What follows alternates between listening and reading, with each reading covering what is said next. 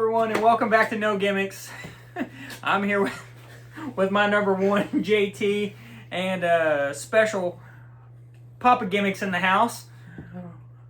Perfect. Got it? I may be number one, but he's number two, and don't forget it. We're going to cover Raw and SmackDown. They're across the pond this week. Last 2 weeks, actually. So we didn't get to record last week, but here we are. Kind of a special edition. We're out here in the middle of nowhere, and finally got to link back up with JT, so we're here live in the living color. And yeah, JT, how's it going?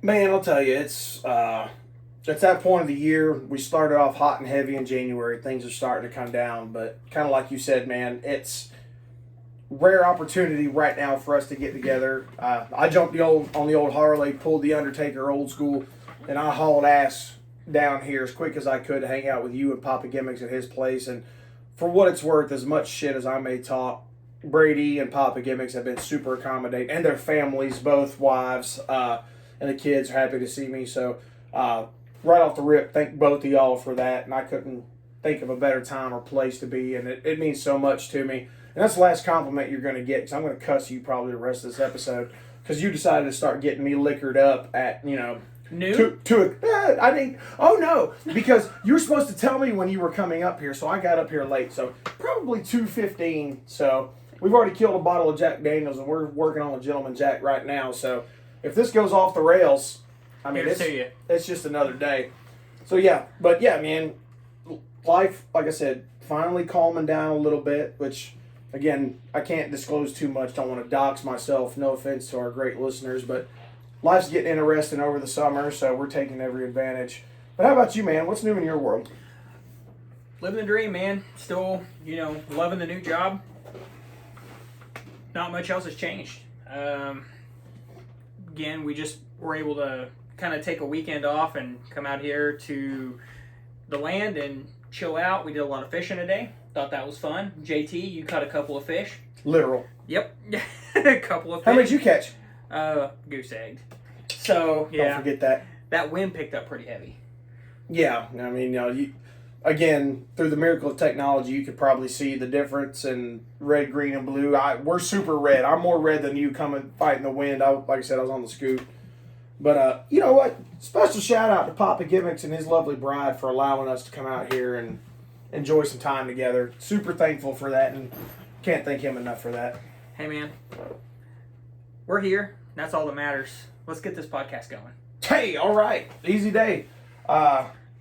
So, Monday Night Raw coming to us from Brussels, Belgium. Like you said, across the pond. I've been across the pond a few times. But with Raw on Netflix, super weird that Raw came on at 2 p.m. Now, 2 p.m. Central Time. We're on Central Time here, so 3 p.m. Eastern, 2 p.m. Central. I ain't gonna lie. I kind of liked it, even though I didn't get to see it live. I have patience, unlike some people in this room, and I didn't see any spoilers, so it was nice to go home, shower, clean up, sit on the couch, do my business here, and then have the rest of my evening. What's your thoughts on that right off the rip? Okay, so again, you just called me out for the patience. My problem is... This is your only problem. Only. One and only. Okay. One and only. Keep drinking. I cannot stay off the internet to save my life. So I'm sitting here at work, got my headset on the fucking Twitter machine, and looking at all the live results. There's nothing I can do. So, man, I watched a couple of clips here and there, and again, the issue for me with it being at 2 o'clock in the afternoon, 3 o'clock in the afternoon, I'm at work. And yeah, I'm gonna sit there and I'm gonna browse the internet. I mean, I can't not. So, of course, I'm going to spoil everything for myself. And then I have no reason to sit and watch it for 2.5 hours in the evening. So, that's what happened. And Pop Gimmicks over here, he didn't watch it either. Because, again, he's out there making money. Yeah. Hell yeah. The thing is like, I have a really, really difficult time. It was the same thing with SmackDown last night. If it's not live happening on our TV, then I can't, I don't know. It's a different feeling, and I just genuinely have an issue sitting there watching it because I know it's already happened. Sure. It's like if I miss a pay-per-view, Yeah. I can't go back and watch that pay-per-view. So, 1,000%. Like as much as I clown you, a few weeks ago I was in Austin, and the same thing, right? Like I didn't go back and watch all of Elimination Chamber. I caught the highlights. Again, there's a point where, and we've said this multiple times on this podcast, we're real ass adults with real ass jobs. As much as we'd love for all of you to continue to spread love and share so we can monetize off this so I can retire early, it's just not happening, right? So we got to do the best we can as actual adults. So, well, you're an actual adult. I'm an actual adult with little people that I have to take care of.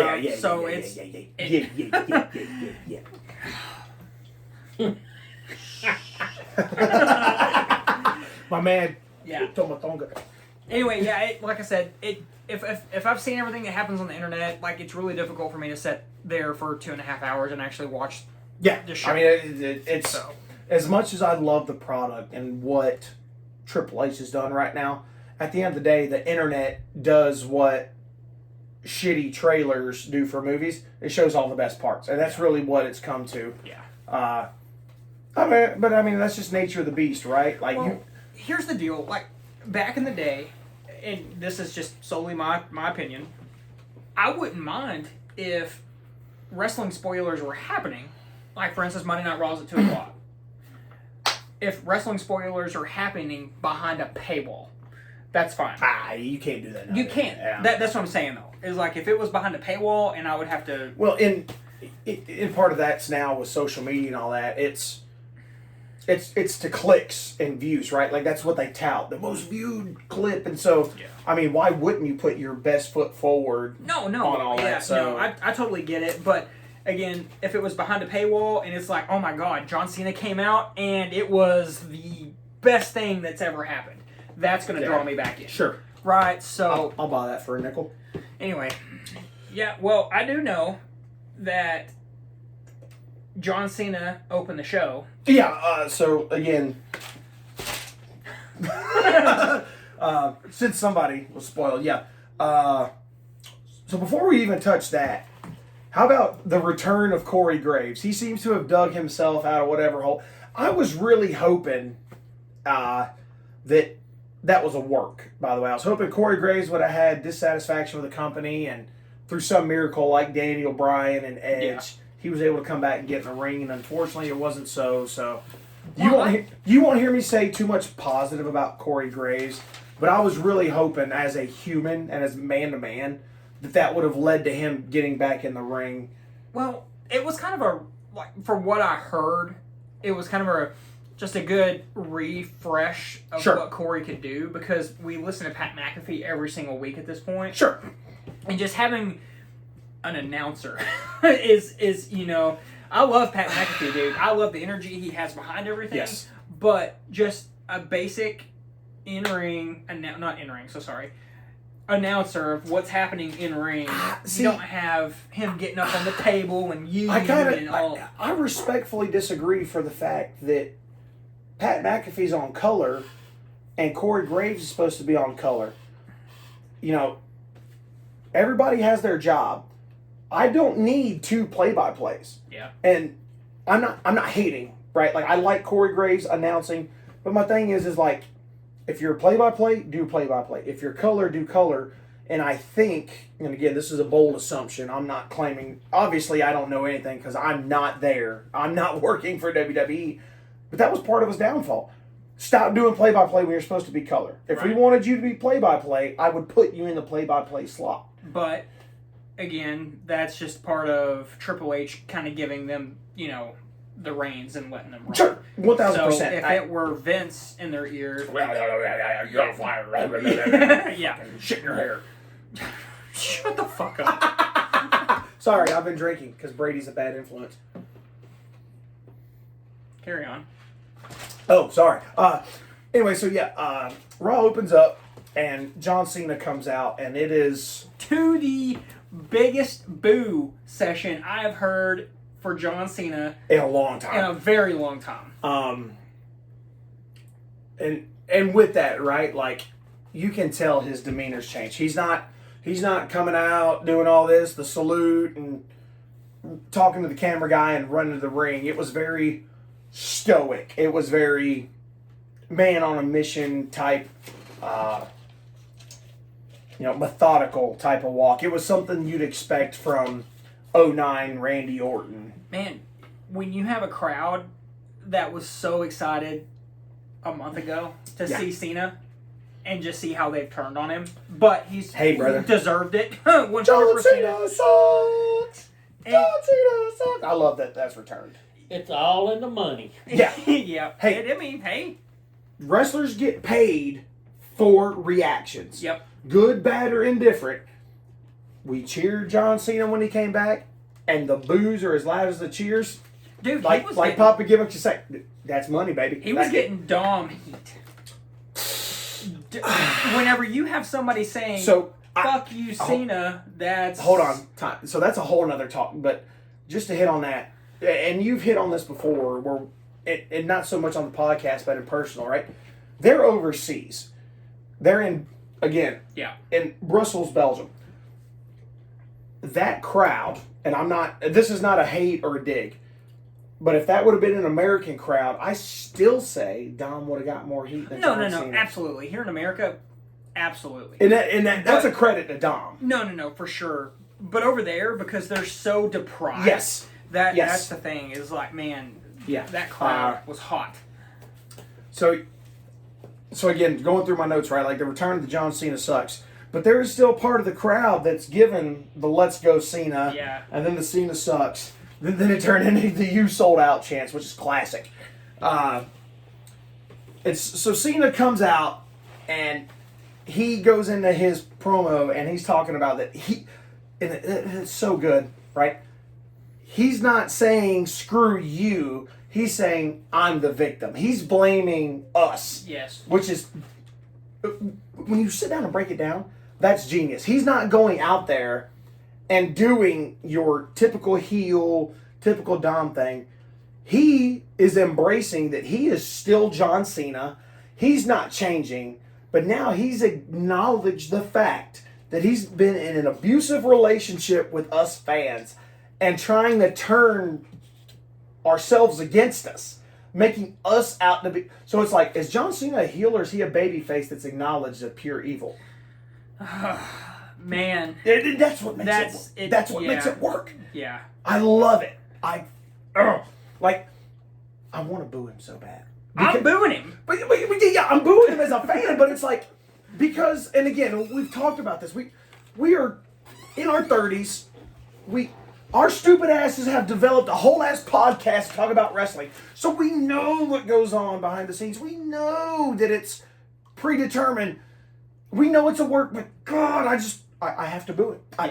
In my heart, I was like, this is genius. He's so smart, but it's like, I have to boo it. Dude.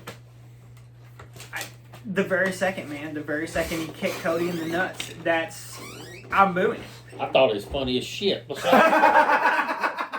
Is this a Papa Gimmicks heel turn? Hey, what's going on, man? No, man. So again, as the, and please don't come for me in the comments, or I'm not claiming to be the greatest, but as the quote unquote wrestling historian between us, this is why I've always liked Ric Flair, dirtiest player in the game.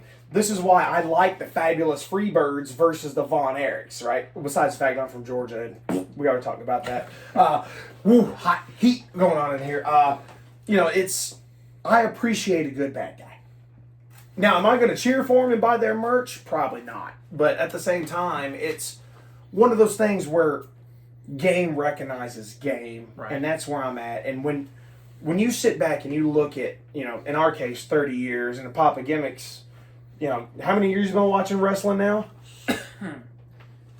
45 years, 50. 45, 50 years. You can't help but recognize that. Yeah. Nonetheless, like I said, John Cena is claiming to be the victim in this instance, claiming that he is still the same person, but we have all changed. And this finally leads to Cody coming down. Cody comes down, and Cody straight up, in a nutshell, he's like, Cena's a shell of himself, and then turns around and calls him a whiny bitch. Yeah. Or, excuse me, whiny bitch. You got to put the lisp in there. And what struck me as odd is if you go back and you watch John Cena, and you think about his feuds with CM Punk and Edge, usually when you get to that level with John Cena, and it seemed to happen super quick, it was normally Cena's throwing his shirt off and ready to fight, but Cena just kind of took it. You know what I mean? Like, he stood there, acknowledged what Cody was saying, and didn't react, which in a way kind of leads back to we wanted that, and he didn't give it to us. So, and Cody told him, he's like, if this John Cena shows up at Mania, I'm going to retire him early. Yeah.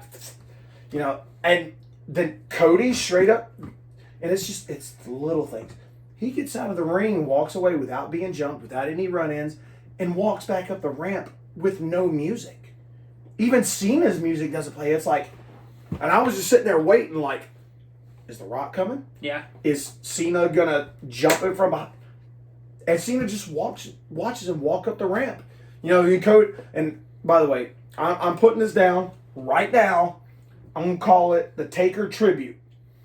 Wrestlers, ever since Undertaker has retired, they do the move where they walk up the ramp, stop, and look back. And look over the shoulder. So the Taker moment, if we can call it the gorilla position, the Okerlund position, that is the Taker. That is the Taker. Stop, look over his shoulder, and then continue walking. Cody gave him one of those, and Cena still just stone-faced killer, So that was... I don't know. Even Cena just drops mic and walks. Do. Yeah. Like, I don't... and poor Michael Cole. I respect the fact that Triple H is letting him go, but then he goes on, like, I don't know how to feel about it. I don't know if I feel good or bad about it, but Michael Cole's like, for 20 years I've watched John Cena, that son of a bitch. Where, like, he channeled his inner Jim Ross, but it just didn't have the oomph behind it. But, good on Michael Cole for being Michael Cole at that point. But that was the opening segment, and B-, right? Like, there was nothing. Yeah. Like, I was hoping for something, but again, I understand why they didn't do something kind of right away. But at the end of the day, it was like... Here's my deal, man. We are now 3.5 weeks away from WrestleMania. Something like that, yeah. All right.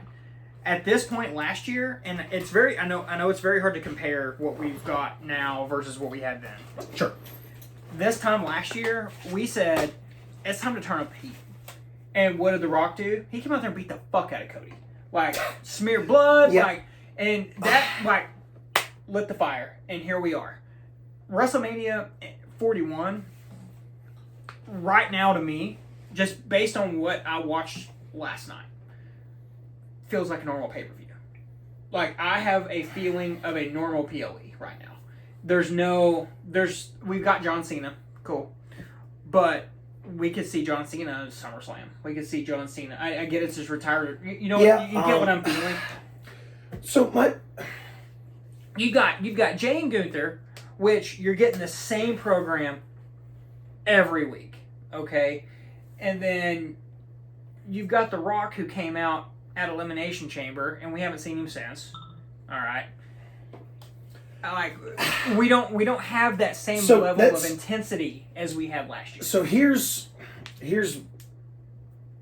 my 2 cents on it, and maybe I'll get change back for providing it, right? Like, the thing is, and I don't know how well in advance this was planned, and I'm sure there'll be a behind-the-scenes special for this year, just like there was last year. But my thing is, they're across the pond, and The Rock is such a big name. Did you know The Rock wasn't going to appear? Absolutely. You say that? I respectfully disagree.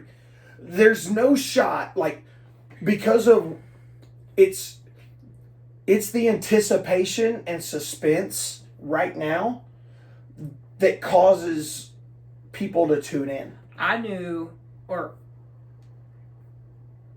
had a very, very good feeling that because they're doing this overseas tour, that you're not going to get Rock. And it's honestly, I expected CM Punk to show up on Monday Night Raw. He showed up on SmackDown. Because, you know what I mean? But so again, that kind of comes back to, and again, hindsight's 2020. But what happens if he would have showed up? Dude, fucking roof would have blown up. So that's right. Like, in we talked about this a few weeks ago. I genuinely don't know anymore. And that's what I love as a lifelong wrestling fan. I can't call my shots. There was a string in the past 3 to 4 years. Nothing surprised me anymore. Okay, The Rock's back, and that kind of evolved, but that was, post Vince. So I don't know what to, like. And again, we talked about this in private off the show. Everyone's like, Stone Cold's not going to be at WrestleMania. And again, it's probably, I'm not going to throw myself out there as the number one Stone Cold fan, but you're hard pressed to find someone on my level. Now all of a sudden, Steve's going to be at WWE World. He's coming. Yeah. Now when he doesn't show up, I'm going to cry like a little bitch. If the glass doesn't break and we know he's in Vegas, like, that's a problem. Yeah, damn. So but, again, is it as impactful this year as it would have been last year? Well, so that's a whole nother... I know. That's No Gimmicks 2 weeks from now, right? But again, my point is, I can't, for the life of me, pinpoint when things are happening right now. And that's what's brought me back in tighter as a wrestling fan. Because you can't tell me that if The Rock really wanted to be there, he wouldn't have been there. No, if The Rock wanted to be there, he'd be there. But, again... But did it make sense? Did he have other... And I don't know his schedule, and I still try not to dig in too much behind the scenes. I think if you're going to have a Cena and Cody feud, and you have the turn like you had at Elimination Chamber, The Rock needs to be there with Cena. I do, and it's kind of it's kind of like the whole manager thing. Like, what would you have? What would you? Okay, think about this. What would the and I know we're gonna talk about this a little bit later. But what would the Roman, Rollins, and Punk feud be without Paul Heyman? That's the same, in my opinion. Oh, I'm going to roast you and Chris Roach. I'm going to roast y'all. And that's fine. But I'm just saying, like, well, take Paul Heyman out of that situation, and what do you have?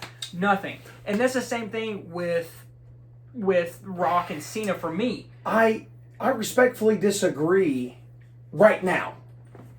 Future, whatever, but because we have the Cena heel turn, we need to let that... Bake. Right now, Cena doesn't need The Rock. Cena, in my mind, needs to go out there and do exactly what he did. He needs to build credibility as the heel. He does, because the second that you bring The Rock in as the mouthpiece or the star, it brings John Cena down. And this is the Cena retirement tour. I honestly hope at WrestleMania, Cena and Rock are done. Regardless of future of The Rock / final boss / whatever he's doing right now, I want to see that split. I would love to see Cena win the title and then turn on The Rock at Mania. First of all, shut your blasphemous mouth. Right off the rip. I've already went over my whole wish list for the rest of the year. Well, unless you get cancer, your wish list is denied. John Cena said, fuck them kids. Yeah. Make a wish, brother. Yeah. No. Anyway, carry on with so Not Raw. Moving on. We're already, fucking 30 minutes into this? We've got one segment done? What a shit show. And that's going to be the nature of these shows leading up to Mania. So surprisingly, this turns into Ludwig Kaiser versus Penta in a no holds barred. So talk to me about that. How did that make you, was it a good match? So what I loved about this match is, even though it was no holds barred and it was advertised as such, technical wrestling and in-ring ability was still at the forefront of this match. They didn't rely on... the gimmicks.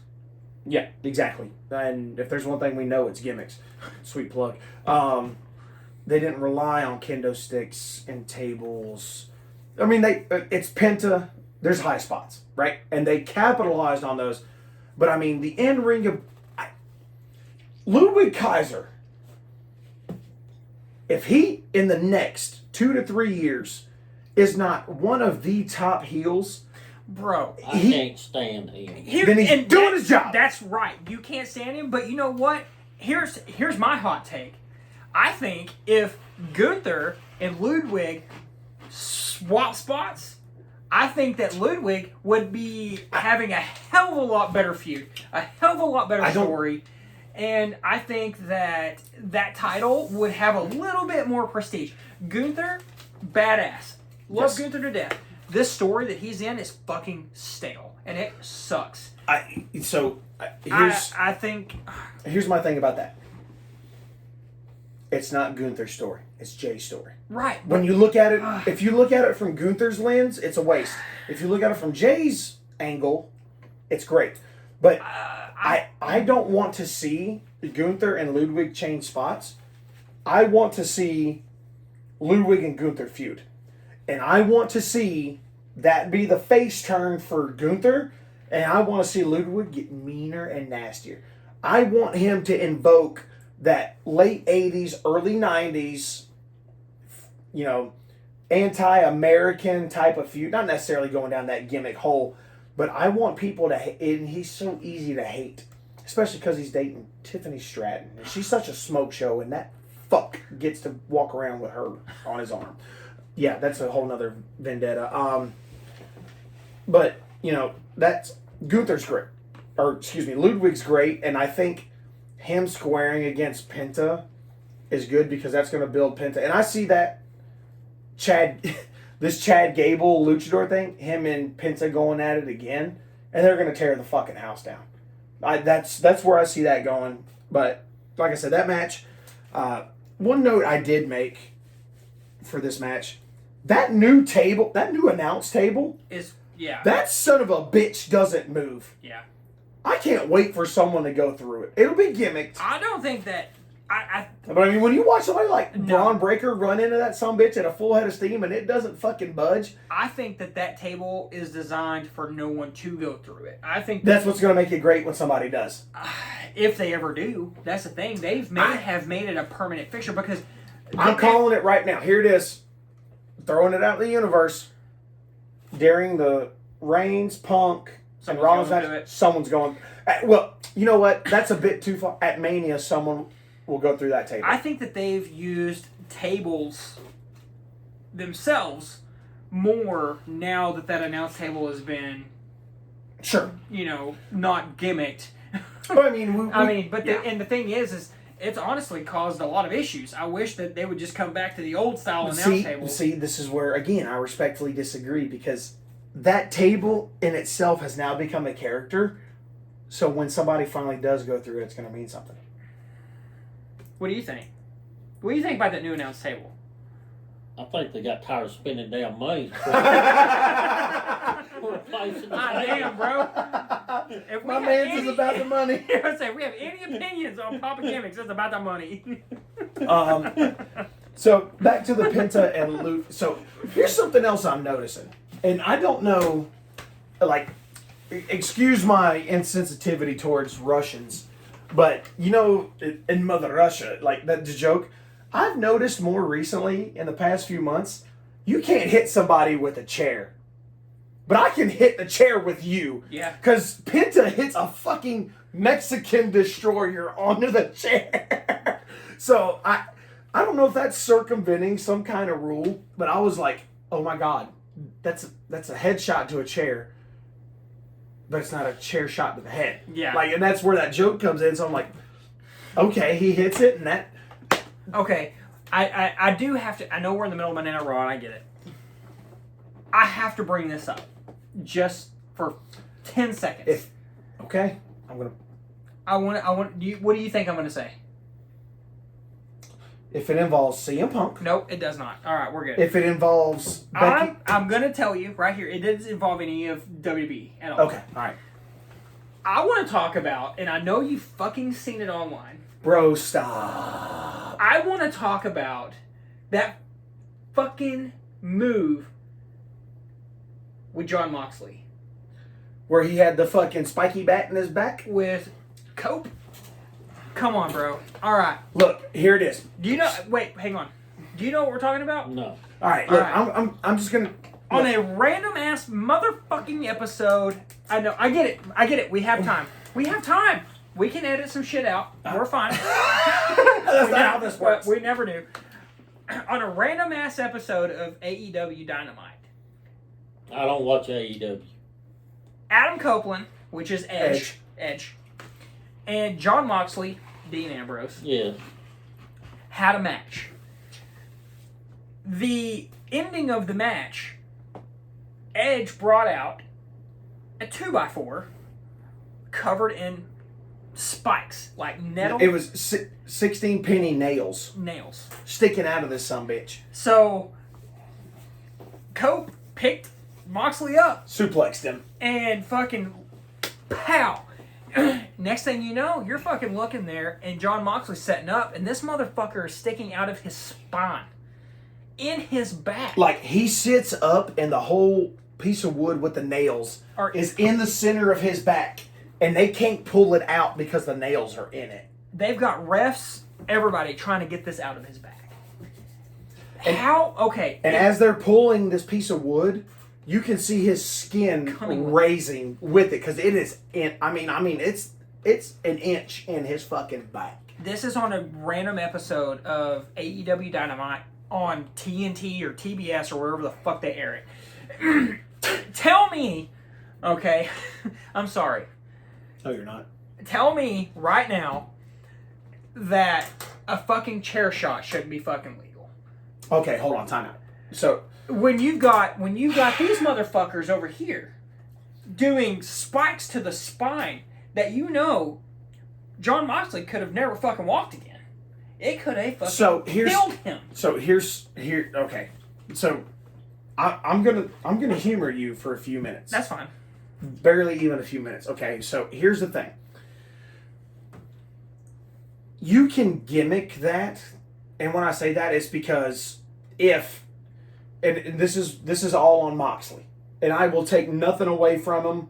When I say I don't care or I don't watch, that's just purely from the perspective that I'm a grown ass adult and I have dedicated my time to WWE, and we don't even do NXT, so I don't have the time or the mental bandwidth to consume that much of a product and keep it straight.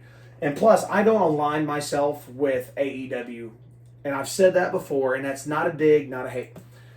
But all that takes is him hitting ass first versus back first. That whole scenario could have gone tragically wrong where Cope could have hit that with his fucking head and neck and went back and injured him. That was a conscious decision by that production team, Cope and Moxley, and hell of respect to them for trusting each other that much. John Moxley's a sick son of a bitch. Yeah. He will take that. And I'm not saying that takes away from the impact or the oomph of it, but you're not going to see Ludwig Kaiser, Gunther, Jey Uso do that. You're not going to see most of WWE's talent. And what concerns me about that as a viewer is, sure, that's the talk of the town right now, but what that told, if I was in AEW, if I was a part of that brand, that just told me that I have to put my body on the line and go to the extreme more than everyone in WWE to even get remotely the same amount of viewership and reaction that WWE gets for a basic wrestling match. How many people would you imagine on the internet? And humor this, because I know the answer. How many people on the internet looked at that clip and said, wow, this is fucking dumb. This is not wrestling. 90% of all the comments on that said, hey, you want to fucking do this garbage? Go to GCW. So here's fucking go wrestle in the indies for a fucking stale hot dog. So here's my question to you right off the rip with that. How many views has that clip received on the internet? Do you know? I don't know like the specific amount because it's So like just all over the. So again, I automatically counter with how many people watch that versus a gimmick kicking the balls to fucking Cody Rhodes from John Cena. That is the difference of product. That is we're smart enough to take 25 years of career and risk putting it on the line versus for in your words, one random ass show high spot. Yeah. That is what separates those two companies right there. Yeah. Look at the amount of viewers John Cena's turn got, the return of The Rock. Mm-hmm. What was another big one recently? I mean, even Charlotte Flair's return, all these other things. Alexa Bliss return. That got the same amount of viewership or more versus a grown ass man taking a bump on a spiked piece of wood. Yeah, that tells you why your product's not right. And again, 100%. And it just it bothers me that they feel, especially Edge. It bothers me to the fact that they feel that they have to do something like that to even get a quarter of the attention. And back to your original point, the difference between that and a chair shot, it's perception. And I kind of hit on that. We know that trauma to the head causes CTE. That is why football players have better helmets. They're getting the special protective soft shells. But in a way, in my mind, because I'm a dirty, rotten son of a bitch in real life, spoiler, I'm going to circumvent the rules. You're telling me that it is too violent for me to hit someone or get hit in the head? Well, fuck you. I'm going to do it to my spine. Yeah. And I'm going to leave it at that. You have to go to those extremes and and not only did they have to go to those extremes, but they used 2 former WWE athletes to get that. To get maybe the same result as a gimmick kick in the nuts. I think it was a quarter. I'd be interested to look it up, and we can look it up later. And again, if this podcast ever launches, somebody hears this, we're going to have all the AEW fans coming for me. Look, bro, right there. If you don't like it, get the hell on somewhere. Dude, yeah. But getting back to the main thing, you fuck. Penta picks up the win. And I even put, it was a super fun match. Like, that was the perfect match post the opening. Because, I don't want to say the ending fell flat, or the Cena segment fell flat, but like I said, it was kind of a shock thing. That was a way to keep me engaged. And then post-match, Penta says, I'm coming for that Intercontinental title. And I go back and watch. I said that. Yeah. I said, this he wants gold. He wants to make a name for himself. Which ironically turns to the Judgment Day backstage. And for some reason, your boy Finn is just like overly nice with everybody. He's all broing out and I love you, brother love style with these guys. And then Dom is like, Finn, we need another person. What about Penta? And he's like, you fucking idiot. He just said he wants to come for my Intercontinental, which he doesn't have. Yeah. So then that just flips the switch. Like, Finn, like, just hit that switch on his back, and he's automatically back. Like, I hate you. Hope you don't. You know what? I hope your dad's not Eddie Guerrero, and I hope you're fucking adopted. Like, he just automatically hates him. And like I said, that sends Finn through the roof. So, I for the love of me, and I told you this earlier, I hope, well, not you, but Papa Gimmicks, I was like, I hope this WrestleMania means the end of the day for the Judgment Day. I want to, do I need a feud between Judgment Day members? No, but I'm ready for Finn Balor to get out on his own. Because I think, and we've said this for years, and I know you're biased, I'm not calling you out, but Finn's always been good on his own. Dude. And I think with somebody like Gunther and Jay and Cody as champion, bro, Finn Balor would just go wreck house. Could you imagine a match at WrestleMania between Cody and Finn? God damn, that would slap. That I mean, would be even a fucking badass bro, match. Gunther and Finn, Jay and Finn, like, fine. Here's the thing: Finn lost all his momentum the day he got hurt when he won the Universal Championship, that first match, and then he's never gotten back to that, and that sucks. Respectfully disagree again. For the simple fact, Finn chose to go back down to NXT. I think that was a Vinceism because I think Triple H would have gambled on him coming back. I really do. I don't know. Regardless, it sucks because I've always seen Finn as a main event guy, always. 100%. So. Yep. So after that leads us to Dakota versus Ivy Nile with all of American Made at ringside. Otis. So I. Oh wait. American Made's Creed Brothers. Yeah. My bad. Not Otis. Yeah, Otis is part of Alpha Academy. Alpha Academy. Yeah, that's right. Yeah. And don't get me started on. There's almost too many factions and teams. I don't even fucking know. Let's just fucking nuke it. But anyway, this match to me, I had no problems with it, but if the women's division doesn't, and I'll comment on this when we go to SmackDown, there's a spark missing in the women's division. Yeah.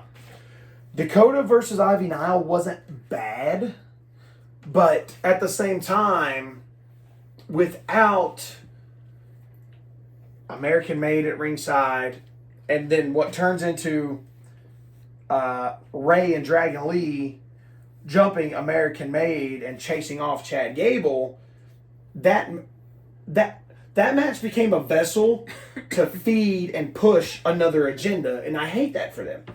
Again, especially if you've kind of followed, and I know there's been some heat about Michelle McCool going into the Hall of Fame, but when you dig into that story and saw what Fit Finlay did with what were known as divas and took them to women superstars, I feel like this is cheapening that product. It's not Tiffy and Charlotte. It's not Becky. It's not Rhea. And I hate that that's where these women have been relegated to. Thing though, like here, go ahead. So sorry.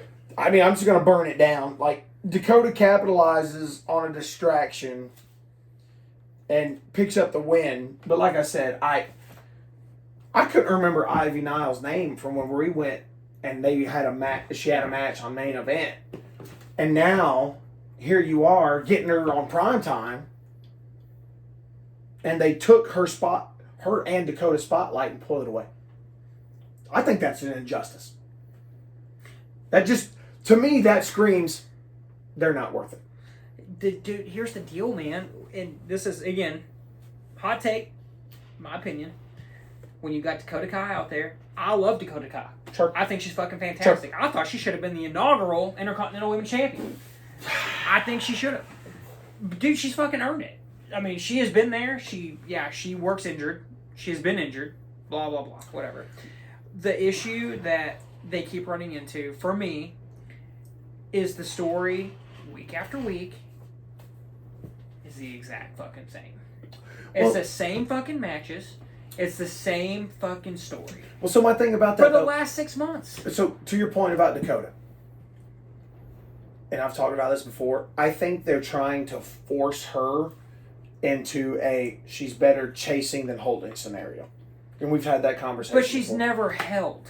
That's the problem. Because she's good at chasing. Right, but again, I think she's forced into that because we don't know what she would do. That's as what a I'm holder. saying. You don't know. If you put, for instance, if she just won off like a Liv Morgan, fucking won the WHC. Sure. Or even, like you said, the Intercontinental. Yeah. Whatever. You don't fucking know what she's going to do with it because you're not giving her a chance. Well, so back, and again, we'll get into this later, but the women's U.S. title is doing way better than the women's Intercontinental. You've got Chelsea Green, dude. And Piper Niven and Alba Fire. That is the fucking entertainment. Yes. That in the women's Secret Hervis and dude, the Meechin and Chelsea's tribute to Mick Foley with the guy. Yeah, she's killing it. And you have even said you're not a Chelsea Green fan. Sure. But she's doing her part. You cannot discount the fact, dude. Never, not once. She is 100% right now the limelight of the women's division, hands down. I wouldn't go that far. I would, because nope. You've got Rhea, who's in the same fucking feud week in and week out with Bianca now, and Liv and all those guys. I don't like Liv. But what I'm getting at here though is Chelsea is doing something to reinvent herself every fucking time. But my thing about with Chelsea is that she's not relying on the rest of the division, and she's not relying on her. She's pulling a miss. She's bringing prestige to that title with the less is more attitude. Yeah. Right? So, again, we want to see Rhea, but we also got Bianca in the mix. And then on the other side of the house, we have Jade and Naomi right now, which is kind of building up. So I'm good there. I got Tiffy and Charlotte. You know, I have all these other things. And even Raquel and Liv to an extent. And again, it seems like the women's Intercontinental title has been pushed to the bottom of all of these other stories. And that's on the holder, bro. That's what I'm saying, though. So you've got somebody, like I said, if you would have put that belt on Dakota Kai, that would, in my opinion, she would have elevated that belt more. I can't, and again, it's just because I've never seen, the problem with Dakota is she's never stood out on her own. Yeah, but you didn't watch NXT. So, I watched, sure. That's the thing is, whenever, I've been a bad NXT fan for the last year. Sure. So, when the first group of NXTs came up, super, you know, you got Becky, you got Finn, you got Seth, you got Brock, you got, not Brock, you get what I'm saying. But that class with Johnny Gargano, fucking Tommaso Ciampa, Dakota the guys Kai, aren't doing nothing now? Okay. That's the thing, though. That's what I'm saying. Yeah. Like, okay. But again, when they were in NXT, they fucking burned the house down every fucking week. Yeah, but my problem with that is Dakota Kai came to the main roster and she hasn't done fuck all by herself. She came to the main roster and immediately got hurt. That's the issue with her. But even when she's not hurt, she's still piggybacking off Io Sky. But they were part of Damage Control. Sure. And she was out there week in and week out with a bum F's knee. I'm not hating. I know, but what I'm saying though is like, if they would give her the amount of effort that they gave her in NXT, then dude. But you can't. That's not a fair comparison. NXT is such a small pool. It's easier to highlight. It is, but take Roxanne Perez. Okay. She was in NXT for the whole time. And she's fucking fire right now. I think that she's doing awesome on the main roster. She was in the Elimination Chamber and she was one of the stars of that match. You didn't watch it, but she was one of the stars of that women's match. Was she, or was she another elevation for Liv Morgan? What do you think?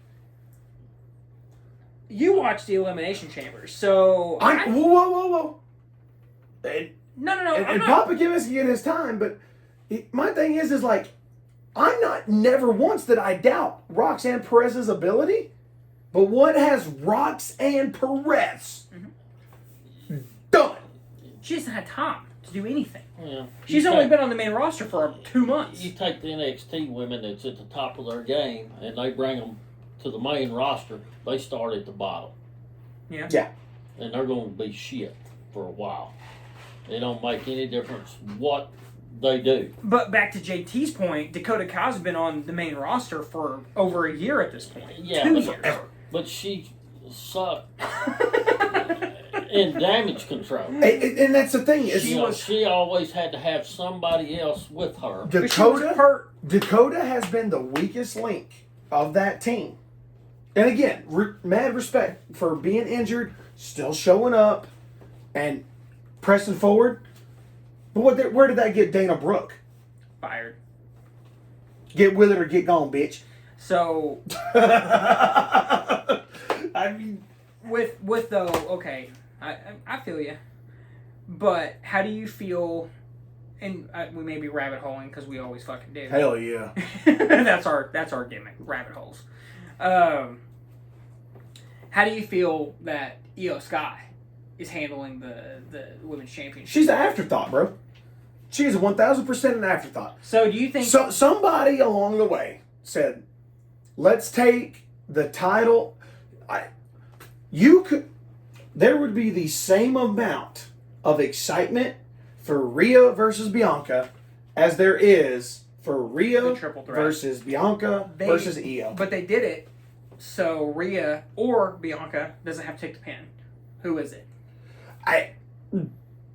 Who isn't losing credibility? Because it's obviously not Io. Io's not walking out of WrestleMania without the belt. Or with the belt. So that's the thing about WrestleMania.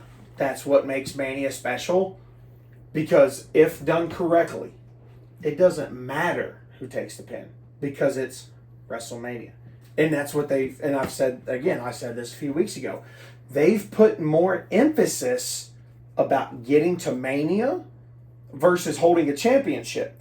Versus being prestige. They have made Mania its own deal. They have gone back, and Papa Gimmicks can probably back me up on this, going back to the old school NWA, WCCW mentality of the event means more than the title.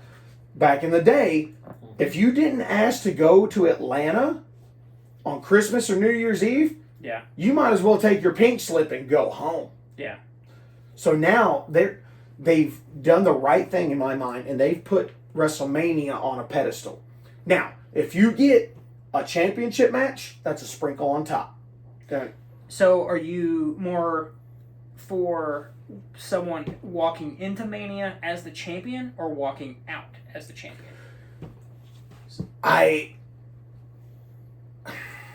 So, for instance, are you higher on Cody Rhodes walking in as a champion and then John Cena leaving with the belt, or are you better with John Cena? What's your? I really think that is very situational dependent. For the simple fact of, this ties back to my feelings about the Rumble. The Rumble winners should go on to main event each night of Mania. I'm with you. And so that's the thing, right? Like, if you are a Royal Rumble winner and you go and win a title, it means more. Versus you have Io Sky, and let's face it, whether we want to admit it or not, no one believes Io Sky is going to retain that championship.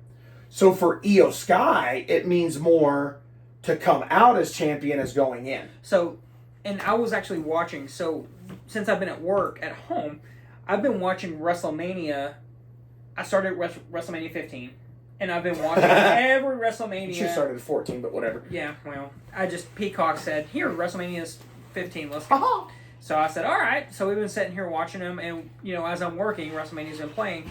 So what they used to say, and correct me if I'm wrong, is you get to have a championship match in the main event of WrestleMania. That was the wording. Stone Cold is going to, he won the Royal Rumble. He has the championship match, doesn't matter against who, in the main event of WrestleMania. Sure. That was the wording. That's not the wording anymore. The wording is you're going to have a championship match of your choosing at WrestleMania. So that's the way it's worded. Now, I know your opinion. Yeah. And I respect it 100%. Sure. I want to know your opinion. So, JT is dead set on, if you have won the Royal Rumble, women's, men's, you should dead set main event WrestleMania, night 1, night 2. Women, I agree with JT. So if you win the Royal Rumble, regardless, I think you are the main event. Main event night 1 for the women's, main event night 2 for the men's. Yes. I mean, regardless. Or either way, regardless. Yeah. It don't matter. So, just out of genuine curiosity, okay, you've got Gunther and Jay for the World Heavyweight Championship. Right. You've got the triple threat for the women's. That's bogus too, by the way. It's that's bullshit. fucking retarded. I get it. Well, in all fairness, that's not a Royal Rumble match. Not a Royal Rumble winner. Bianca. Oh, she won the Elimination Chamber. It was Charlotte. So sorry. The Queen. Put some respect on her fucking name. The Bow Queen, down. Charlotte Flair. Okay. She ain't no fucking queen. I thought we were friends. Okay. You have Charlotte Flair versus Tiff. Yep. And then you have Jay versus Gunther. Sure. You're saying that those two should main event WrestleMania. Yes. On top of the WWE Championship, Cena versus Cody, and then also the triple threat that we now, okay, we'll talk about it later, but now that we now know Sure. that's guaranteed, Yeah. you think that the WHC match with Gunther and Jay has more value than the triple threat with Roman, Punk, and Seth? So, and then you also believe, and just hear me out. Yeah. You also believe that Charlotte and Tiffy have more than John Cena and Cody value. And I get your feelings about the Rumble, but when it comes to just overall hype and value, do you feel like those two matches should trump? You see so what I'm saying? I yes, and so here's my take on that that is borderline cherry picking, and follow my train of thought on this. 100%. It is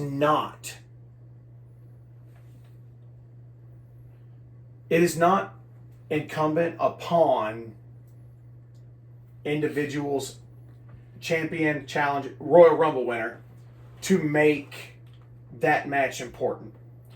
That falls back on creative and Triple H or whoever, right? The company.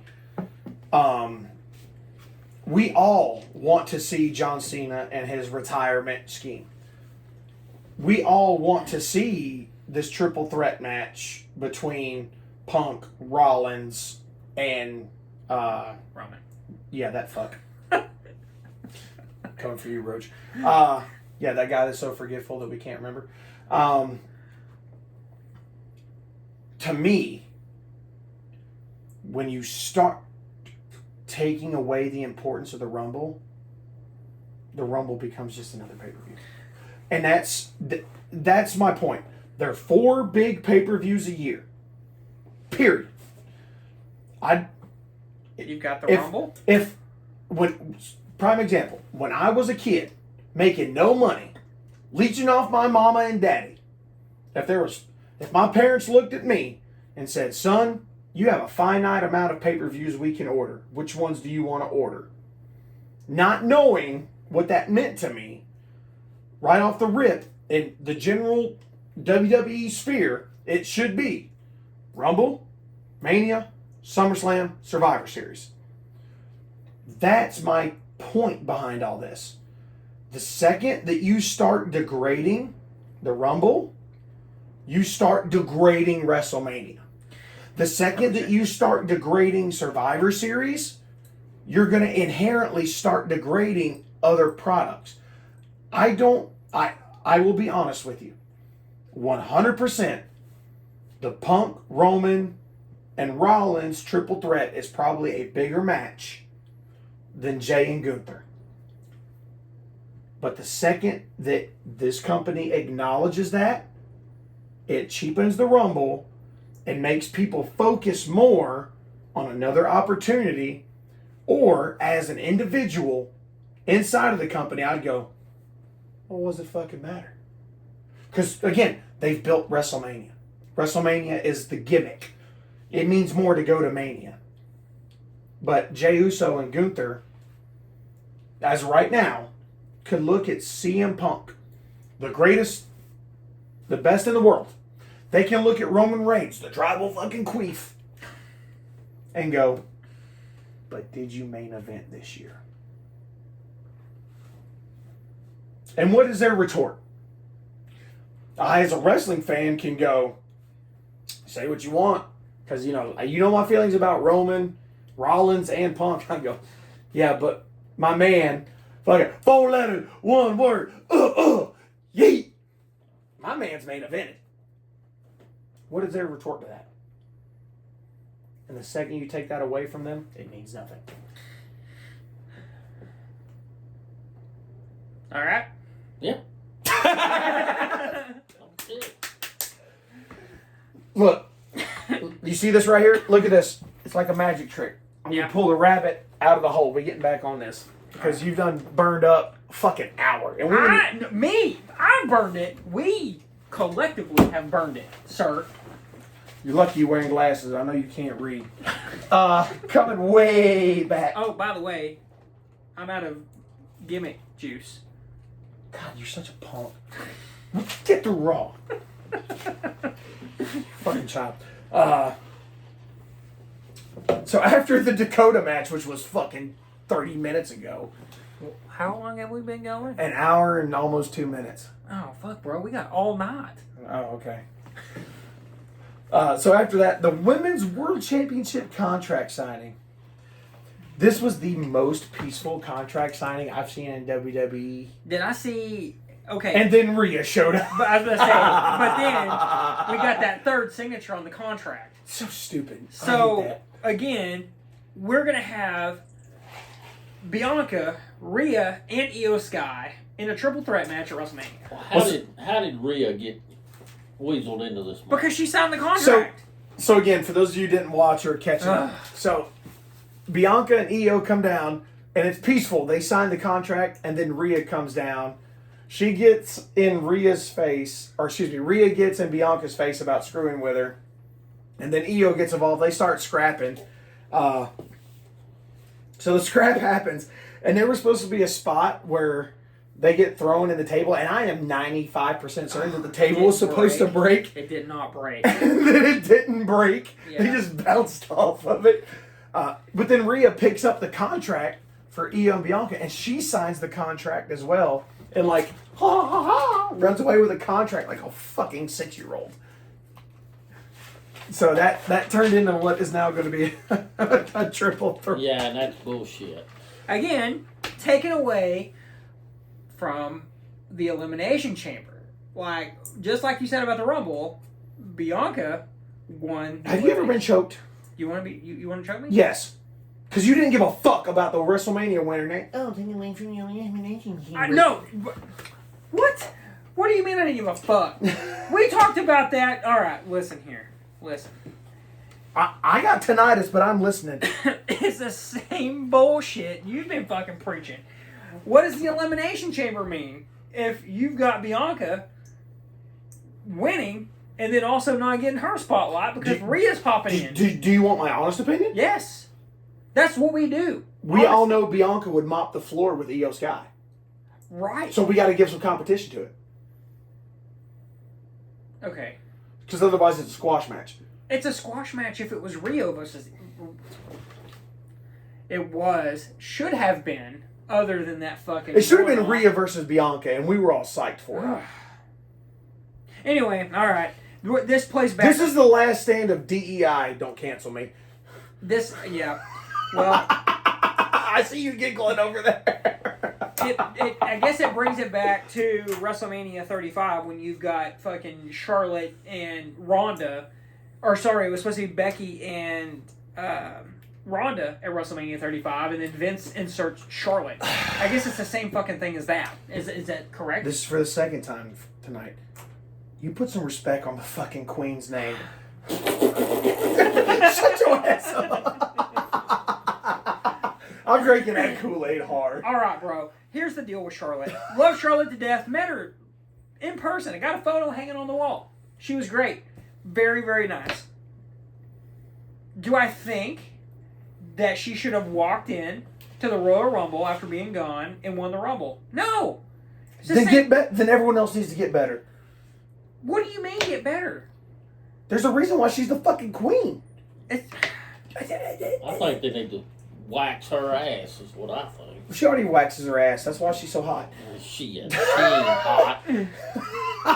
Not after all the surgery, I'll give you that one. Here's the other thing. It was the same situation whenever Cody was out for fucking 18 months, and then he came in and won the Royal Rumble. Like, remember that? I was there. Live, living color. And then he went on to fucking lose at WrestleMania 39. Remember that? Yeah. I do. That's fucked up. So, is Charlotte going to lose? I hope so. I mean, No, Charlotte's not going to fucking lose. she's going to come in and get the women's championship off Tiff, and then be on SmackDown. So Sorry, on SmackDown. okay, be the women's champion on SmackDown. My bad. So sorry. But see. And then she's going to fucking lose the belt and be gone again for another 8 months. Here's the thing. That just means you're going to tune into SmackDown every week to And watch then it. fast forward that shit. To watch her lose. You're going to want to watch Charlotte's her lose. not going to lose on SmackDown. Charlotte has capitalized back in the fact that you hate her so much. You're going to watch every SmackDown and PLE hoping she loses. Just like you did Roman. Yeah. And then Charlotte's going to leave and you're going to be like, oh. Did not miss Charlotte not one fucking time. Motherfucker, you missed Roman. You admitted it! I missed Roman. I'm punching. God, you're lucky you're wearing glasses. Okay, here's the deal. There's a big fucking difference between... You better shut your mouth before I fill it. Big difference between missing Roman and whenever fucking... Okay. No, they could have left Charlotte Flair gone. I wouldn't miss that son of a bitch none whatsoever. At the Elimination Chamber... I'm in your house, so I'm going to be nice, but respectfully. At the Elimination Chamber, again, rabbit holing, at the Elimination Chamber, we've got... Stop looking at shit. I'm looking at shit. You used to live here. At the Elimination Chamber, again, when all that fucking concluded, I was like, where the fuck was Roman Reigns to come and save Cody from this bullshit?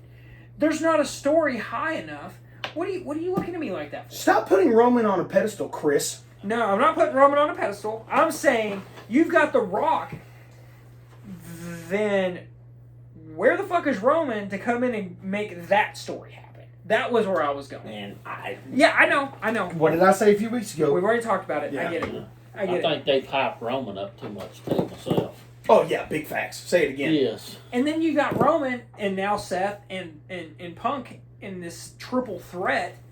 And again, I still think that Seth and Punk would have been the match, my opinion. But you got to put Roman in there so they can main event Well, WrestleMania. how many times are they going to have Seth and Punk fight? Jesus Christ, I swear to God. The end of the story. And If it's again, and then it's bullshit. If CM Punk's dick was a Tic Tac, you'd have the cleanest fucking breath on the planet. What? Get off of Punk's dick. I'm not on Punk's dick. Well, obviously, because you're sitting here, but I bet you wish you were. I was sitting here talking about Roman. Jesus Christ. Now, Roman, I think he's done his time too. Yeah, Roman. Here's my problem with Roman Reigns. Aside from the fact that he's garbage. Do we need to fucking get Chris Roach in here? Because he's going fucking... Man, fuck. Respectfully, love him. I understand that Roman was a heel. And I know he could never do it on his own. All right. But what has Roman done on his own? Period. On his own? Absolutely fucking nothing, Chris Roach. No, because he came in with the Shield. He came in with the Shield, and then he started the Bloodline. Well, even then he had Paul Heyman having to talk for him. Yes. So do you remember when John Cena dad, Papa Gimmicks, you were here a part of this, and it was fucking fantastic. Sorry, you good? Oh God, caught me off guard. Fantastic. When you and I went to SummerSlam in Vegas, you remember that? I sure do. All right. You know what the greatest fucking part of that night was? The greatest part of that night was when Brock Lesnar showed his ass up. Well, okay, Becky for one. She showed up. And then, at the end of it... Bro, Seth's going to assassinate you for talking about his wife. Hey, wait a minute. You're not supposed to talk about her. Oh, well, yeah. We're talking about going forward. We're going to have to separate this in 2 episodes. Here's the deal. When we went to Vegas, do you remember Roman Reigns versus John Cena in the main event? Uh-huh. You remember that? Mm-hmm. Fucking great. I loved it. And then what happened? What happened at the end of the world? Brock Lesnar showed up and fucking beat John Cena's ass. And it was fantastic. Sure. And then you got fucking Roman and Lesnar standing, boom. That was fucking glorious. I don't know why we're talking about this. But that was glorious. Glorious. And then you've got another Lesnar and Roman feud. And then it turned into the biggest dog shit WrestleMania match. Dog shit WrestleMania match, WrestleMania 38. We were there. Yeah. All three of us were there. Yeah, we were there. And it was billed as the greatest WrestleMania main event of all time. False. And that's not false. That's what it was billed as. Well, yeah, but I mean, that was false. That was not the greatest WrestleMania. And then it was like a 3-minute fucking back and forth, and then Roman won. Can you imagine? Like, god damn it. That. All right, let's move on. Like, I just now hit my second page. This has got to be 2 episodes. We ain't got fuck all to do. We're good. Yeah, but our listeners and viewers might have something to do. Dude, I think this has honestly been one of the most entertaining podcasts we've done so far. Yeah, I mean, I'm not going to deny that. We've been all over the fucking place. Oh, God. Anyway. I don't even remember. The last thing we Are we talking about Monday Night Raw? The last thing yes, we're still talking about Raw, you fuck. We were talking about the women's title. We went from talking about the women's title contract signing to Brock Lesnar at SummerSlam 21. God damn, bro. All right, let's go. So, after the women's contract signing, we have, one more time just for the people out there, 4 letters, 1 word, yeet. Main event, Jey Uso versus Austin Theory. For the second week in a row, right?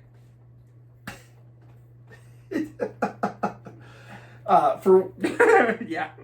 For what it's worth, this was a borderline squash match. Fucking Jey just does what he does. Poor Austin Theory. And as someone from the great state of Georgia, I do not endorse Austin Theory. I thought that motherfucker was from Australia. No, that's Grayson Waller, you fuck. Oh. What? Speaking of which, Jey ends up taking out Grayson Waller because they were trying to go for the jump, and then Gunther comes out, to your point, the same shit kind of every week. He sneaks up on Jey, but Jey makes the comeback, and he legitimately takes the belt off of fucking Gunther and is like, this shit's mine, dog. So we're building. Yeah. So I to your point earlier, like, does Jey versus Gunther really outweigh the others? I feel like Jey's trying. Him and Gunther are trying to push that forward. Jey is never going to outweigh Roman at this point. And I know you hate that, but that's just the truth. Look at the crowd reaction. Roman and Jey. Now. Okay, let me talk about that. You have 60,000 fucking yeeters. Yeeters! Yeet. Mm-hmm. 60, when we were in that crowd in January. Love it. Fucking 17,000 strong, all fucking yeeting. All the way up in the goddamn 300s. Yeeting. Mm-hmm.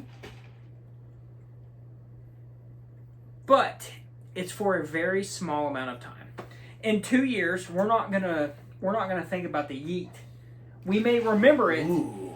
We're not gonna remember it. Okay. Okay.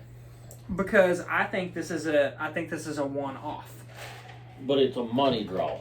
100%. So it's a money draw for WWE, and they're going to keep it going. Here's the until thing. It fizzles out. In my opinion, and it's not going to fizzle out. But how many times did you say Roman should have lost the belt? I think every fucking pay-per-view. So what I think is important here to acknowledge, no Roman Reigns pun intended. I ought to break that motherfucker. You turncoat son of a bitch. That was a gimmick, by the way. Yeah. Chris, I hope you listen to this. And I just want you to know, fuck Roman Reigns. We became so accustomed to seeing and hearing Roman. That's why he's so big. Yeah.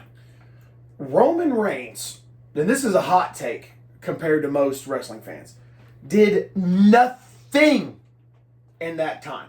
Yeah. Besides make us hate him. And understand that was the allure, that was his job. But I feel like right now, in March of 2025, we are still, for what it's worth, fresh off of a hell of a run, a historical run for Roman Reigns. And that's why it's so easy to say that. Because you never know to that point. Jay could win this title, and he won't hold it nowhere near as long as Roman. But if he loses it at the next pay-per-view after Mania, and then comes back and wins it again, then loses it for a few months, but he still maintains that relevancy, we could be putting Jey Uso up there in the greatest category. So here's my take with that is I don't feel the World Heavyweight Championship has any prestige right now because that's hot. It is. That's scorching. And let me tell you why. When Seth Rollins had that belt, Seth Rollins was fucking defending that belt constantly. This reign that Gunther has been absolute fucking trash. He's had, what do you think? 10 fucking matches since he's been the champion, and he's been the champion since when? Fucking, was it SummerSlam? But my thing about Gunther is he's kin to Roman Reigns. He's a different type of champion. But that belt, my opinion, again, the champion that should have that privilege is Cody, the undisputed, right? The World Heavyweight Championship has always been the workhorse belt. You can't do that, though. You can't. In 2025, you can't do that. Why? Because you have Raw with this belt and SmackDown with this belt. 2 shows, but the same number of titles. Regardless of draft or whatever else, you see Cody on Raw just damn near as much as you see him on SmackDown. Well, that's a thing. Like you have to think about that. Like I don't even look at the World Heavyweight Championship at this point as on the same level as Cody's belt. But again, you have people like John Cena and The Rock going for that belt. Or The Rock and John Cena involved for that. And you've got Jey Uso going for the World Heavyweight. It's kind of the same thing like back in the day. To me, it's interchangeable. Now again, the Cody Cena, Cody Rock thing makes sense. But again, all it's going to take is for Roman to win that belt, or for Seth to get it back. It's going to take a Triple H heel turn, and all of a sudden on Raw, and he starts sending goons after the World Heavyweight Championship for that to be prestigious. Oh God, this is going to hurt. Hold on, pause. I'm glad you have some, because I sure as fuck don't. Roman spent all that time with that dominance building that championship. The WHC doesn't have the lineage. It is its own new title. There is no prestige to that belt like there is the WWE Championship right now. So if that belt started getting passed and doing what the WHC is, it would take away the past 5 years of that belt. I look at it like this. Seth Rollins had that belt for an entire year. When it first launched, he had it for that entire year. And he fucking worked. I mean, he was having matches for that title constantly. Yeah, but he looks like a fucking clown all the time. He comes out in all kinds of different... But no, like... Set that aside, though. If you put Gunther up here and you put Seth Rollins, let's forget about how they fucking dress, because he did come out looking like Grimace the other night. Let's set that appearance aside. Tell me, in y'all's opinion, because I know mine, who would you rather see if we had to start today, knowing what we know now? Who would you rather see be the WHC champion? Would you rather see Seth Rollins in the way that he held it and the way he defended it? And again, this goes back on creative. I know, I get that. Or would you rather have Gunther in his current role with that belt? Like, what do you want to see? So my problem with your train of thought right there is you're comparing apples and oranges.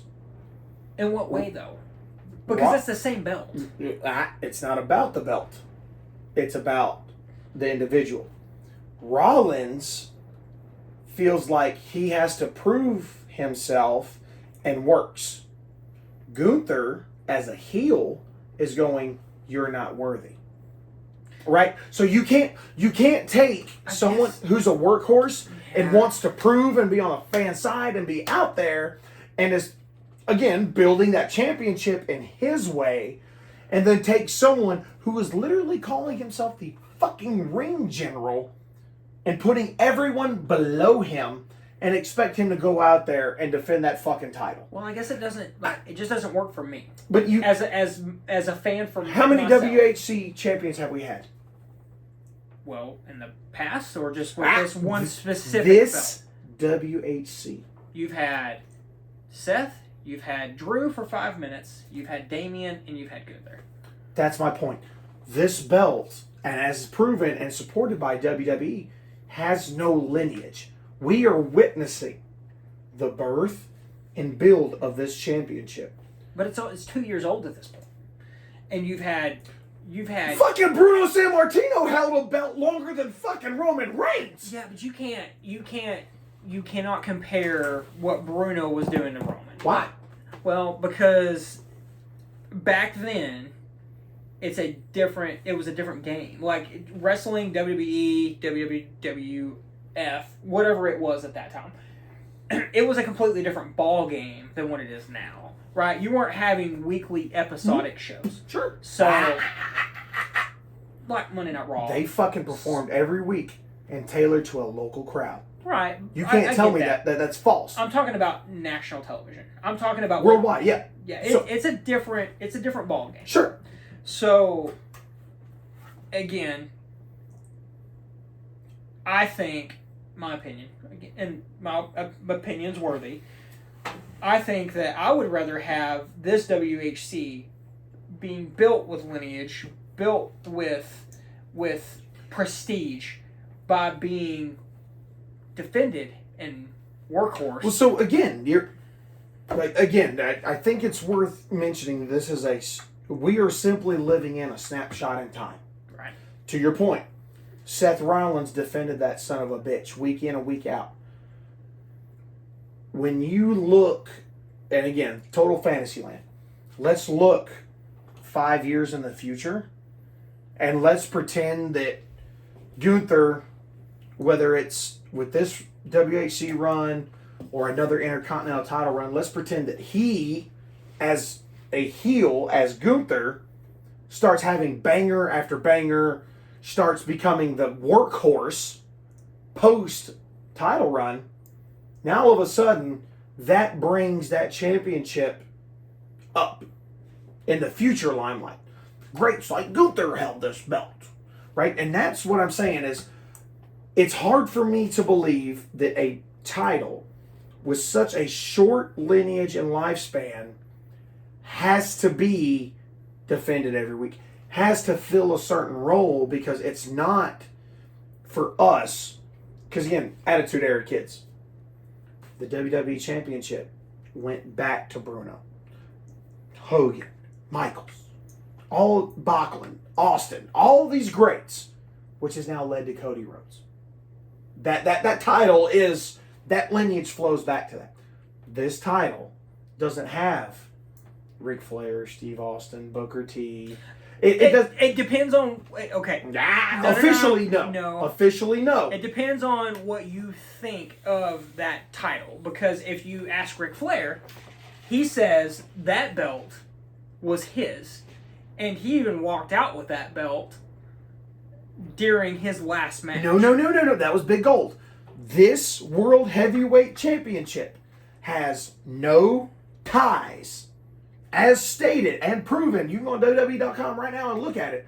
This WHC has no ties to anything but WWE. So even with the big gold that Triple H carried during Evolution times. That has no ties to this. So that falls under the WWE title when they merged. That's what I'm saying. This belt. So okay, hang on. Let me ask this. So you're saying the World Heavyweight Championship that came over when Bischoff took over and gave it to Triple H. That belt is now being regarded as the WWE Championship.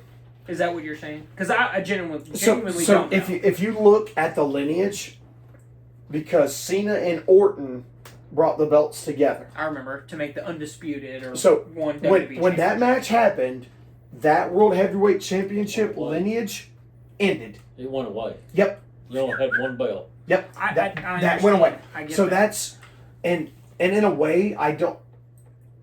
And that was the big question I had when this belt came up, because of its resemblance and ties to the World Heavyweight Championship moniker. This belt has been built and stated that it is its own thing. Zero ties to previous. So that's why I view it as, like I said, it's not up to... That belt, when it came out, had no prestige other than it belonged to Raw. Then you had your Rollins. Then you got your 5-second Drew McIntyre. And then your Damian heel run. And now you have Gunther. So for what it's worth, let's just take Seth and Gunther. Face, defending it every week, making it mean something. A heel holding it going, you're not worthy. Come back to me. No Gimmicks podcast. We're going to survive 5 to 10 years from now and tell me what that belt means. My opinion is they got too many belts. They need one world champion belt. That's hard though. It goes between the companies. And you did that. We did that. Okay, with the Undisputed Championship when they merged the. Yeah. We did that, and then we've also tried it again with when Daniel Bryan won at WrestleMania 30. He was the champion. We've done it with Randy Orton. We've done it with them all. At that point, it gets to be a situation where you are, again, overworked, your matches get dull, or you're not defending it at all. So then you have to, or you do a situation where you've got Roman Reigns or Brock Lesnar, and they hold their belt hostage for fucking 8 months. There's just so much that goes into this. So here's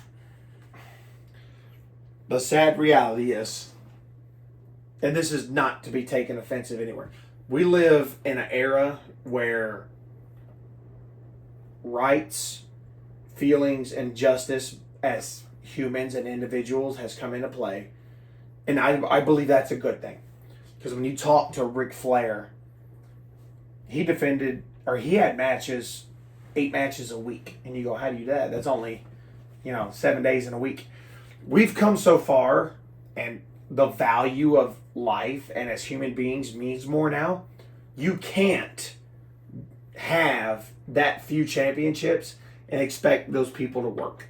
Sure, they earn hundreds of thousands, millions of dollars. But if you start narrowing the titles back down, that starts bringing in your pool of people down. Again, we had this conversation, and I've said it multiple times. A 3-hour SmackDown's a fucking drag. Dude, it's rough. But how do you have this much talent on 2 shows a week, showcase everybody, and make it mean something, other than keeping the brand split and letting those individual titles control the ebb and flow of each? So how many championship titles? Because you said too many. We've got on Raw. We've got the World Heavyweight Championship. We've got the IC, and then the tag teams. Well, so women's championship. Well, I'm talking about men right now. Okay, just men.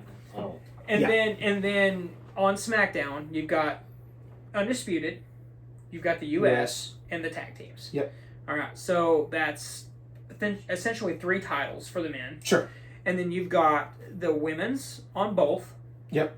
And then you've got the women's intermediate on both. You've got the US and you've got the IC. And then you have the one. one women's that kind of bounce tag. back and forth. So, with the amount of talent that you have, I don't think that the problem is too many championships.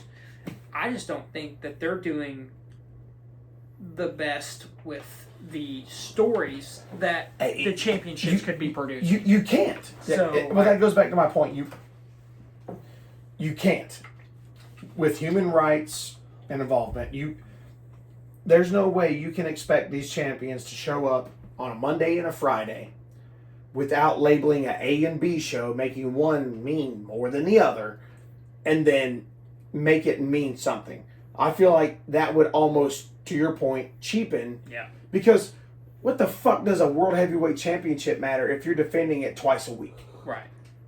You know, and again, something that I take for granted is watching a championship change hands on a random week, and vice appealing. So that would be completely bonkers if we watched Gunther lose to Jey Uso on a random ass Monday Night Raw. Well, I mean, shit, dude. You used to have WWE Championship fucking change hands on Monday Night Raw. Kane was champion for just over 24 hours. Hell, you had, I mean, I don't know. Fuck, dude. But you can't do that every week. Yeah. I mean, you can do that. You can get away with it once a year. Even UFC doesn't do that. Well, UFC isn't gimmicked, but, you know. But again, UFC's champions don't fight every month. We need to get back to Monday Night Raw. We're going to get back to Monday Night Raw. I say we split this episode. All right, go back to Monday Night Raw. Where are you going? I've got a gimmick happening. Hang on just a second. Son of a bitch. All right. I don't even forgot. That's your kid. Don't you laugh.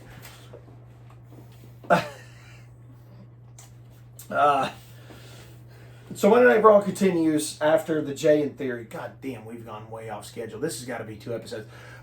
American Made, the Creed brothers versus Ray and Dragon Lee. You know, by this point, the problem with that for me is Raw was starting to drag. So I had little to no notes other than Ray and Dragon Lee win. And the masked luchador, who's totally not Chad Gable, reappeared, runs from security again, and that was really all the big notes about that. I'm going to blow past this because Brady's not here before we go down another rabbit hole. But yeah, I don't know where this whole Chad Gable, lucha miracle shit's happening. I hope it, like I said, I hope it comes back to a Penta situation. And did you ever find out what was in the box? I'm assuming it was that mask that he's wearing. Or not Chad Gable, but this other random luchador with an American Made fucking logo. It's the Mr. America for Hulk Hogan and the Midnight Rider for Dusty Rhodes gimmick all over again. They're not the same person, I swear to God. Seth Rollins comes to the ring, cuts a promo. He says he's going to go SmackDown to see Roman Reigns, and CM Punk's supposed to be there. And then that leads us to our main event, which is Braun Breaker versus Finn Balor for the Intercontinental title. Did you watch that? No. You suck. Did you watch that? No, I didn't want to watch that. I can't talk shit to you. I'm in your house, but if I was at my house, I did not watch Raw. Braun in Some there. people got to work during the day. They can't sit home at 2 o'clock watching a damn show. Yeah, because people got to work during the day, but they watch Raw every other week. And when Raw's on Netflix, where you can go back and watch it at your convenience, considering that it's fucking Saturday and he's had all week to watch it and didn't watch it. I mean, he doesn't have a podcast, so I can't talk shit to him. But I can talk shit to you. Hey, man. Hey, dog. All right. So, was it a good fucking match or not? So, Braun versus Finn, they're in there killing it. And then Dom and Carlito come to ringside and do the typical heel thing. God damn. What the fuck is Carlito doing? Did we talk about this already? Nothing. Yeah, He's doing nothing. collecting a fucking paycheck. Who's the fool? WWE? The man out there working his brains out to earn a paycheck, or the guy who just sits back with his feet up and earns the same amount of money? Yeah, well. There you go. Hey, motherfucker earning money. That's all. Fucking eating, spitting apples, fucking cat. He don't even spit apples anymore. Does he even eat them? Yeah. Alright, well. He Eating talks, apples? Bro, so there was a segment during Monday Night Raw during the Judgment Day segment. Fucking, and I should have called this out earlier. So when Finn and Dom were fighting, Dom looks at Finn like, I didn't know he was going to call him out for their Continental title. They turn to Carlito, and Carlito's like, you don't watch the show, do you? Like, Carlito straight up calls him out like, fuck kayfabe. Oh, God. It was great. Carlito's working. But yeah, so, I mean, again, Braun Breaker's one of the brightest young talents they have, and it's Finn Balor. And I mean, these dudes they're killing it. Like, and my note, love the exchanges. 1 second, Braun's on top, then Braun's down. Finn's on top, then Finn's down. It's going down. But finally, the numbers game plays out. Carlito distracts the ref, and Dom tries to help Finn, but just utterly fucking fails, which leads to a Braun Breaker win. So, continuing with this, crumbling of the Judgment Day. And then Carlito and Dom try to make up for it by jumping Braun. And surprisingly, Penta comes and makes the save. So feeding into this Intercontinental thing. And as Judgment Day clears and Braun's turn, Penta picks up the Intercontinental title. And I was fully expecting Braun just to do Braun things and just wreck house. But nope. Takes his title back. And that's kind of how the show went off the air. So I don't know if we're going to get a Penta versus Breaker situation or another triple threat. They haven't officially announced it, but that's how Raw went off the air with the lingering. So again, Workhorse Championship, the Intercontinental title. Yeah. Kind of tying back into what you said. You can't have the WHC as a Workhorse title and then have the Intercontinental because now you're going to cheapen it, right? So yeah. I'm thrilled. I mean, you've talked about this. Penta has yet to disappoint himself. No, dude, Penta's fucking great. I love Penta. And AEW fans, get the fuck off my podcast. I knew about Penta before. I'm not saying I didn't care, but it's not because of AEW. I like Penta. No, Game recognizes game. Yep. He elevates wherever he goes. Yep. AEW's lost. Penta's gained. And I don't think you'll hear him, like, even behind the scenes say that he regrets coming to WWE because the fucking Penta gang is out here now. Oh, 100%. Hell, dude, they were there that night we were at Monday Night Raw. Oh, yeah. Dude, it was huge. I love it. So, yeah, that concludes Monday Night Raw. Woo! And we got to talk about fucking SmackDown. So, at the behest of your empty beverage and our listeners who have the attention span of a goldfish, and that's no insult to y'all, but I'm just speaking as a fan of my own show. 140 minutes. 140, an hour and 40 minutes. Mm-hmm. I think that we need to just do 2 episodes. We can take a break, get a refill. Yeah. Yeah. I mean, stretch. So I will save my off the top rope question unless you've got something in your fucking brain housing group because you went last week, so I have one. No, I kind of want to throw Papa Gimmicks out here. Oh shit! Oh shit! Do you have an off the top rope question? Shit, he ain't got no off the top. He's got to listen to JT talk shit to his son. I want to know. Off the top rope for Papa Gimmicks. Me sitting here as a kid, what do you feel or remember the most setting you and I together watching WWE? What is the first thing that pops in mind that you remember the most about those times? You playing with your wrestlers and stuff in the floor while they was wrestling was on? So I remember every Monday Night Raw because we didn't watch SmackDown. Every Monday Night Raw, going up and We watched it every Monday night. funny enough, the room that we're sitting in was actually my room. This used to be my room. And I would run in here real quick and grab my ring full of fucking wrestlers and go in the living room, and we would sit there and watch it on a TV no bigger than the fucking thing we're recording on. And and I would sit there and play with my wrestlers for fucking... How long was Monday Night Raw then? 2 hours? 2 hours. Sit there and play in front of the TV for 2 hours while we were watching Monday Night Raw. Fuck yeah. That's great. That's good. That's good shit.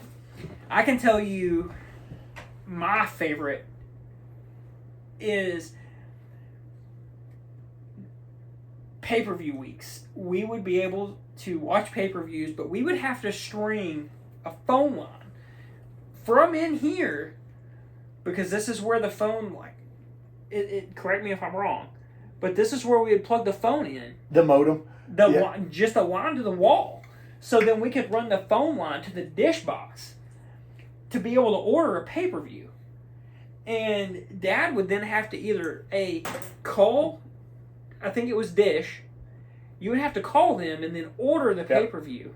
That's throwback, yeah. And then you would have to plug the phone line in, so the code would download to your dish box via the phone line. And then you could fucking tune into the channel that they designated for that pay-per-view. Yeah. That's just, it's fucking wild how that used to work. And you would spend, tell me if I'm wrong, but it was $50. No, it was expensive. $50, $60, yeah. To watch a pay-per-view. So to encroach on the off the top rope for that. So my mother and I had this conversation. I forget. I mean, it's probably been 2 years ago. Similar story, right? Like, we didn't have satellite, but we had regular cable, and you had to call in and specially order it. And I remember I was the guy that called in a few times and did it. And the guy knew because we ordered them every month. But so for pay-per-views, not PLEs, that was a magical time because, you know, being the youngest child, it was always on a Sunday. And my brother, my sister, their wives, husbands, and kids, my grandparents, we would get together on those Sundays and eat supper together. And my grandfather didn't. Now, my great-grandfather loved wrestling, but my granddad's like, not his thing. But everyone would come over and watch wrestling on that Sunday. We'd eat a big dinner. But my mother still remembered that she told me when I was a kid, like, especially when Stone Cold was out, I would be sitting on the couch and Stone Cold would come out and I would be, like, reenacting the wrestling. When Stone Cold threw a right hand, I'd be standing up. And he hit a stunner, and I'd hit it and sit down on the couch. And she remembers that. Like, this is kind of the same thing, right? Just the general excitement. And my family has told me multiple times they got more enjoyment out of watching me than they did watching the actual program because, it just sucked me in. So, kind of a similar but different scenario. I didn't have a lot of wrestling action figures and all that, but like I said, I mean, call me a largemouth bass because they got me hooked. He had everyone that came out. Dude, it was He insane. even had the ring. He had everything. We had the cage, held in cell. Did you have the Titantron? Fuck yeah, that you put the little feet on. It says, welcome to Titantron. Titantron. Yes, sure shit did. I had that one, yeah. Yep, I had that, and I was... Dude, constant hitting a Stone Cold figure. So... Yeah, big facts. Yep. So... No, man. So, I guess that's going to wrap up part 1 of this week. And, yeah. Cool. We'll be back in just a few.